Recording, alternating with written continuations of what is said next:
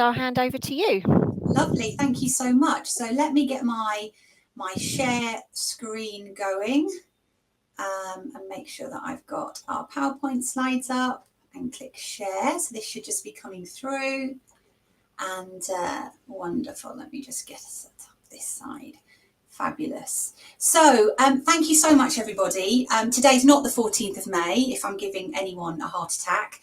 That was the date that we were going to run it on, but we've bumped it forward by a week. So thank you for joining today and sharing your lunch with me. My name is Jill Willis, as Laura introduced, and I'm the Director of Attract and Engage.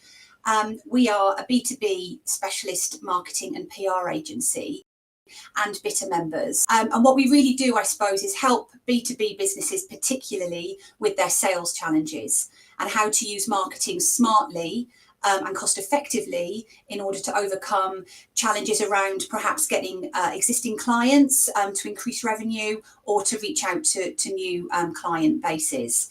So what I'm going to do today is draw on our experience of using LinkedIn as a key B2B marketing tactic within a much bigger mix, but we're going to deal with LinkedIn specifically today, and I'm going to draw on my experience and hopefully get you to, I suppose, consider maybe new, different ways of thinking about LinkedIn as part of your marketing mix.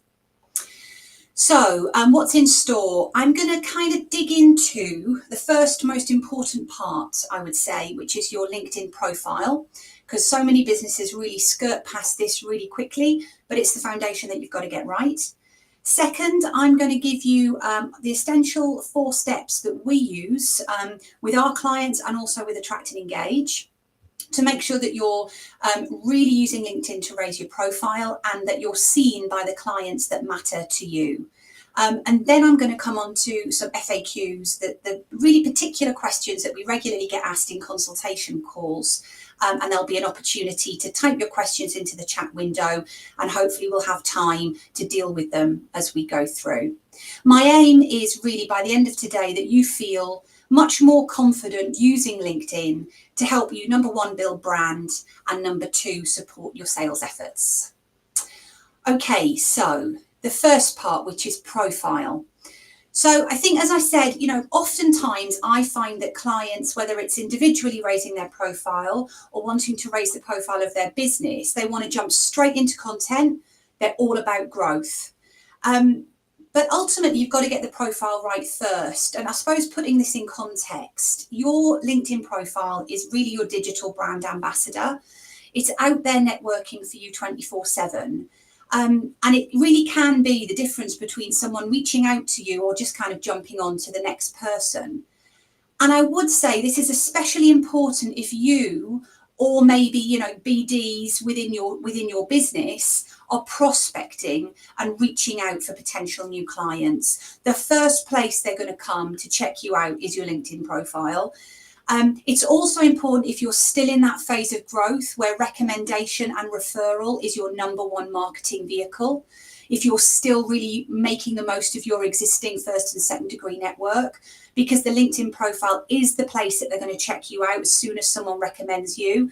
So if you're not really prioritizing that, making the most of that, you're missing a trick. And I would say leaving work-winning opportunities on the table. So feel free to grab a pen, but this will all be shared afterwards if you're busy eating a sandwich. Go through a few steps really, and I've just shared some examples on the screen there for you. Number 1, really simple, really great profile picture, a headshot. This isn't Instagram, so please, I would avoid like overly filtered. You want to look authentic, you want to look credible, professional, but don't be afraid to let your personality shine. And make sure that your header banner as well is really working for you. You might want to be demonstrating that you're a speaker at events, that you're a thought leader. You might want to be identifying how someone can get in touch and find out more from you. If you've got a great download or something, make the most of it in that header. Craft a really compelling headline for your profile page. Think of this as like a micro marketing opportunity in its own right. You've only got 120 characters to play with, so really avoid being generic, be specific, and aim to really pique interest. Really make your 120 words a very accurate, powerful representation of your professional brand and I suppose the unique value that you bring. Don't forget the about me section. So many times you'll think, yeah, looks great. And then the about me is like out of date or kind of, I don't know, just 100 words, really not sharing very much. This is your chance to really showcase your skills and achievements, whether that's personally or for the business. So you've really got to feature the clients that you work with, use bullet points, include links, think about significant and very specific results that you've achieved. Pop them all in there in the About Me section so someone gets a very good sense of who you are, what you're about, what they're likely to get if they work with you from an experience perspective and also from a results perspective. Make sure that you really do fill out your featured section. They are micro case studies, and this is all as you scroll down. So as you're filling in your page, it's step by step. Fill in those micro case studies. Include some of the really standout work that reflects the kind of work that you want to be winning. So don't bump up those smaller pieces of work that you were winning, a few years back when you were just starting out, etc. Think about, and we'll come on to this in the next section, your ideal client profile and the ideal projects, both in scale, in value, in type that you want to be winning now, and bump those up to the top. So they're the first examples of your work that your prospective targets see. And then also think about your recommendations. Building up recommendations from clients can really add credibility and value to your profile. So put it in that default diary once a month to proactively reach out and ask them to write a recommendation for you. Maybe even make this part of your kind of standard operating procedure. When you wrap a project, these things happen. I reach out and ask for a LinkedIn recommendation. I might drop that testimonial in my social media content, and I might flag them as a potential case study, but get it in your standard operating procedure because it can very easily get forgotten about. And when you're requesting one, don't forget, I suppose, to also give one back. Express gratitude and acknowledge the person who wrote it, but then also kind of give a recommendation back, and it starts to just build this really lovely virtuous circle. There's loads of other sections on the profiles as well. None of them in isolation are going to be like the make or break, but ultimately just think about it. If you are an organisation that's saying we're incredibly thorough, we do a really great job, if you've got a kind of a bit of a patchy, half filled in profile, what does that say about you? So really do go through and complete as many of those as possible. For the company page, it's really a very similar picture. Points 1 to 3, the picture, the compelling headline, the well-written about the company section, they're all equally important. But what I would say is do make sure with your company page that you've considered who the page admins are going to be, and that they know their page admins and what the responsibility is, and also that you've detailed out how page content and engagement will be managed. Because again, so oftentimes you see a page that's been created for a business. When was the last time that there was a post content on there? That was months ago, and no one appears to be engaging. Nothing's been updated. It just starts to look a little bit unprofessional, and that's the last thing that we want. Finally, if you've got employees, get them to link to your company page in their work profile. So again, it's just representing you really well. You've got a team, they're all connected, and it all starts to join the dots. So that's the shop front, if you like, dealt with. And once that's really solid, we can definitely move on to the content. And it's really about how you turn your LinkedIn content into clients, because that's really what it's all about. We follow a very simple step-by-step process, and I think that it can feel, and some people can really overcomplicate this process, but it's actually pretty straightforward. And our process is 4 simple steps. We've been using this for our own business and for our client businesses for over 7 years now, and it's really very straightforward. So number 1, it's about picking a target client and being as specific as you can be. Yes, your business might be able to service numerous industry segments and client types, but it's really important that you focus in and you have a particular target client, maybe 2, and you focus in on them and you've really detailed out who they are. You write a long list of all of their problems, number 2, And then number 3, you create content that shows you can solve these problems. And number 4, you add in a big old heap of patience and consistency, because it's likely going to be around 6 months before you really start to see any real traction. And that's pretty much it. And I would say steps 1 to 3 are fairly straightforward. And step 4 is where the magic really happens. And I'm going to show you how we do that. So here we are. So this is the 4-step process that you can really use, I suppose, as a bit of a lead generating machine. And the purpose of this process in B2B is to make sure that you and your business are front of mind and already have strong brand affiliation when your client is ready to act. Because they're constantly in a purchasing cycle. Down at the bottom, they don't need anything new, thank you, they're very happy. Then they get a trigger, something needs to change. Then they're in the consideration phase where they're looking all around to find out who's the best person for me, the best business for me. And then they're back down here, they've made their decision, and they slip back into the consideration, the I don't need any help stage. Your job is to make sure that that process happens really quickly, and that when they are at the top in the consideration stage, they already know about you, they already know what you're about, and they already think that you might be able to help them. You're in a much stronger chance when you're on the consideration list if you've built that awareness first. So step 1, as we outlined in the previous slide, you're going to define your target audience. So you're going to pick 1 or 2. This could be, developers or contractors. It might be architects, or it might be QSs, owners of subcontracting firms. For us, our target audience, as an example, is usually the MDs or commercial directors of fairly established SMEs who've hit their natural growth ceiling and need to push out further to get the growth that they need to achieve their business objectives. So you're going to focus in on the pains, the fears, and I suppose the misconceptions of this audience, basically what's keeping them up at night, as you've heard probably a million times.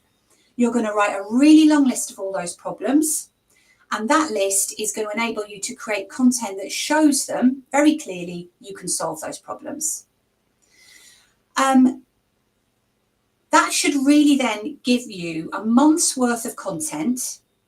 And the process that we follow is just really a simple 20%, 70%, 10% rule.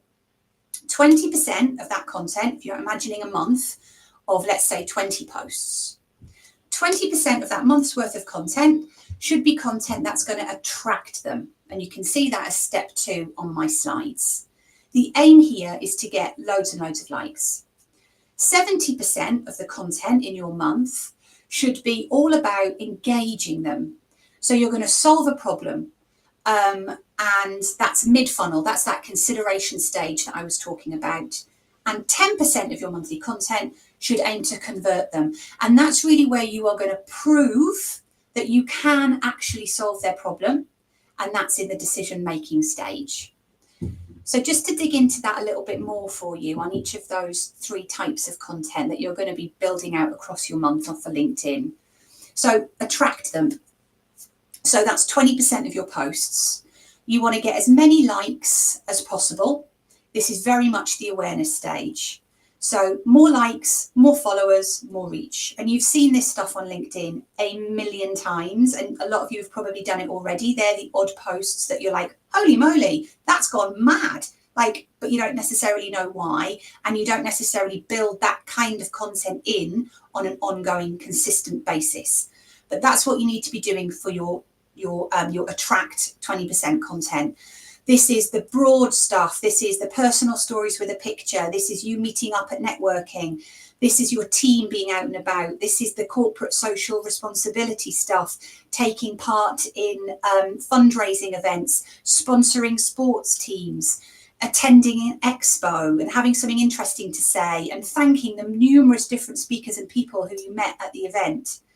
This stuff is not going to directly make you any money, absolutely not. But what it is going to do is get tons of attention from the target audience you want to reach at the top, at the attraction stage of that funnel. Next, the 70% of your content is engineered to engage your audience.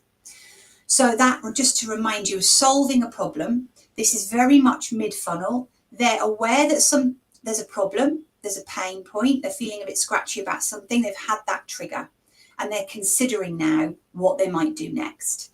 Here, I would say, pack out that 70% with case studies, sharing advice, like really high level how-tos, testimonials, maybe a webinar invite, maybe the recording of a webinar.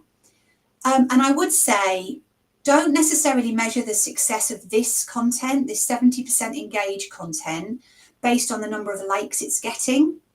Instead, spend a little bit of time each month just having a look through the engagement, clicking on the analytics on LinkedIn, having a look through the engagement of your posts, and just checking gut feel really, or against your CRM system, if you're that sophisticated and you actually have a list of targets. Are you getting engagement from the target audience that you want? Look through the comments, check that people are perceiving value. It's very much qualitative at this stage, but it's really the best way to understand engagement with the right audience. And then I suppose for the next step, which is more concrete, you're going to come on to the convert, which is that 10% that I've just been talking about. Someone is really in the decision-making stage now, and they're really looking to find the best partner for them to solve this problem that they've got. This content very much needs to be designed to demonstrate, give proof that you are delivering results for clients who look like your target client. This LinkedIn content needs to support them at this stage of the journey. They're saying to you, come on, prove it to me. And that's what you need to do. You need to prove you've got the results for clients. If you were, let's say, a waste management firm, you might be highlighting the incredible recycling rates that you've achieved for your clients. If you were a commercial joinery firm, you might be demonstrating how you've managed to achieve a 0 defect rate on commercial projects.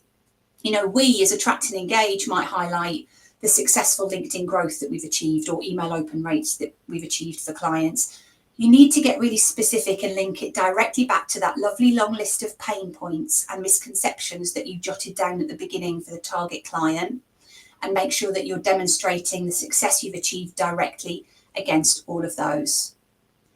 And once you've done that, you can then be handing off to BD. They should be very closely linked in with this as well. This is the point where you're starting to see real engagement from particular targets. This is where you can start to drop a few well-timed, considered, relevant, personal direct messages in via the LinkedIn platform to start to engage in more of a BD conversation. And then handing on to BD so that they can really then work to cultivate that relationship, to galvanize more interest, and to hopefully get a call booked in to really have a very, very well marketing qualified lead that can go down that sales process and help you on your route to market. So there you have it. That's our 4-step content to client system. And as I say, we follow this process, this 20, 70, 10 process for all of the clients that we work with, and also for our own business. It's about defining your audience, attracting them with content, engaging them with content, and then converting them with content. And by following that system, I would very much think that you would be in a place where when your target client is ready to act, you are front of mind. And with a kind of a solid content strategy like this, and being really consistent, as I say, 6 months, and really measuring how you're going, you're going to be on your way to building really long-term credibility and increasing the revenue that you can expect as a result of using LinkedIn as one of those key linchpin B2B tactics within your broader B2B marketing campaign. Just doing a little time check. Wonderful. So we're just coming up for 22. So that does mean that we do have a little bit of time left for questions. So I know that Laura, you've, I think, got a couple. that you're able to share. I'm just going to flip my screen back so that I can see everybody now. Yep. Laura, do you want to kind of share a couple of questions just to get things going? Yep. Then, So the two questions that we've been asked. The first one is, should I use LinkedIn to pitch for sales? Okay, so I would say, so I mean, I'm sure you're all the same, really. I'm getting like 10 to 20 sales pitches a week on LinkedIn, often more, and oftentimes they're clearly AI generated. They're not particularly relevant to me. So I would say you can add value, right? It's not about sales. It's very much about a grown-up business development process. You can, as I mentioned earlier, you should be looking at ways to reach out through direct messaging, but don't think of it as a sales pitch. Spend the time understanding that specific client's problems. Do a quick bit of desk research. What do you think the main things that they're feeling pain about right now are? And start a conversation with them. So yes, absolutely use LinkedIn and direct messaging for business development in a mature, informed, helpful way. Add value. If you're not adding value, don't bother. And if you're thinking of a sales pitch, I'd probably think you need to just kind of pause and think about your approach first too. Cool. Yeah, that's kind of our mission at Bitter. It's less about just handing out the business cards and more about forming like genuine relationships, getting to know who people are. So, okay, so stays true in the virtual world as well. Good to know. And the other question, we've just to let everybody know, just a reminder, if you did have any questions, the way this platform works, you have to put them in the Q&A chat. Otherwise, we won't be able to see them. So it's just on the right-hand side of your screen. The next question we've been asked is, how often should I post? Which I know is something that people struggle with, either over or under posting. Yeah. So it's different across all social platforms. LinkedIn, you should really be aiming for once a day. If you post more frequently than once a day and there's kind of less than 7 hours in between your posts, the algorithm doesn't really like it at the moment. I don't really know why exactly, but they just don't like it. So once a day is your ideal. But if you can't do once a day, do once a week, but just make sure it's really good quality stuff and just start to get into the rhythm of consistency. So don't like overload yourself with, oh my goodness, I've got to be doing once a day right from the off. Once a week, quality content is better than nothing. Brilliant. Okay. Quality over quantity. Fantastic. Okay, that is it then. We haven't got any other questions. Nobody's put their hand up or anything. So, oh no, hold on a minute. I've got another one here from Christian. When creating content, having a personal page and a business page, should I post the business on both pages and duplicate the content? So yeah, you should have a slightly different content plan for each. But you should absolutely look for the opportunity to reshare some of, not all of, your company page content. Let's say you've posted an incredible case study. You absolutely should reshare that in your personal feed, but add some extra value with a comment. Don't just repost without saying anything else. Add your personal feel about how wonderful it was, how proud you are of yourself or the team. Add something else, something of value. Maybe add in a few of the people you've worked with client side. Give a bit of kudos to any partners. So look for ways to repurpose and maximize the content. Don't just do it kind of on a default hit share. This might be a bit in the weeds, just following on from that. Would you post on the business and then reshare on your personal, or would you post on the personal and then reshare on your business, or does it not really matter? It's kind of what's appropriate, I would say. So let's say as an individual business owner, you are taking part in a panel discussion at an industry expo. So you would have probably on the company page been in a business way promoting that the business will be there, promoting that the MD will be speaking. On the day, you as the individual speaking will probably be capturing lovely pictures of you and your fellow panelists. You'll have some really wonderful insight to share. When you post that on your personal feed, that absolutely could be shared on the company page, but again, with something else that adds some additional value. So it's about looking at ways and appropriate ways to cross-populate, but with, I would say, probably 70% of the content being unique. Okay. Brilliant. Okay. Well, we've got another one. What are your thoughts on tagging people you are not connected to in a post?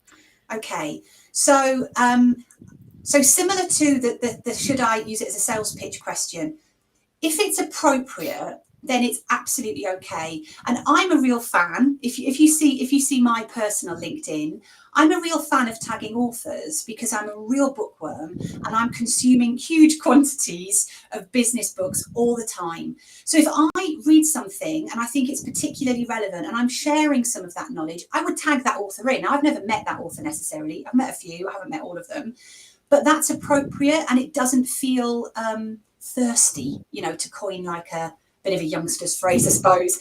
Is it appropriate? Are you adding value? Will they like the fact you've done that? Are you engendering more of a conversation? Think about it in a really smart, credible way. Don't just jam pack, as I see in some people's posts, jam pack the post with a myriad of tags of every single person that was at that networking event, whether they spoke to them or not. I don't know what you're adding by doing that. So just kind of be smart with it. Just pause and think, am I adding anything here?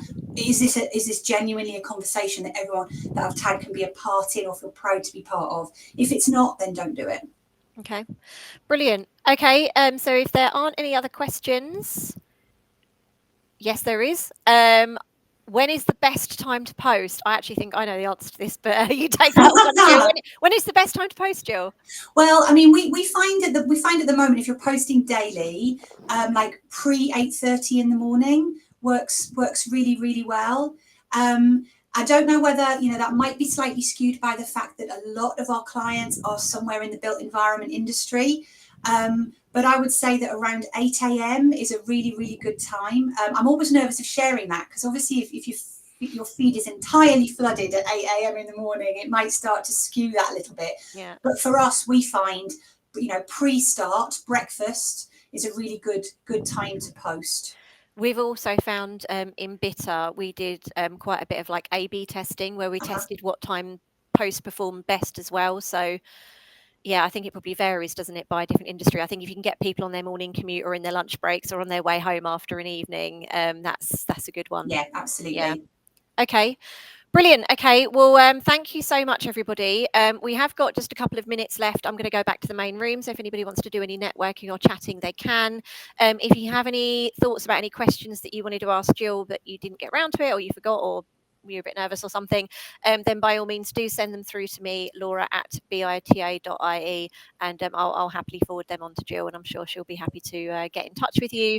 Yeah, as I said, I will follow this up with an email with a link to the online recording, which you're going to upload on the resources page of the Bitter website. And Jill is going to be hosting her next event. I am sorry, Jill, if you could remind me when the next one is. That's okay. It's the 9th of July. Again, 1:15 till 1:45. And it's going to be around case studies. So I'm going to be trying to make the whole case study process foolproof. I'm just going to put the link in the chat there. Yep, making construction case studies foolproof.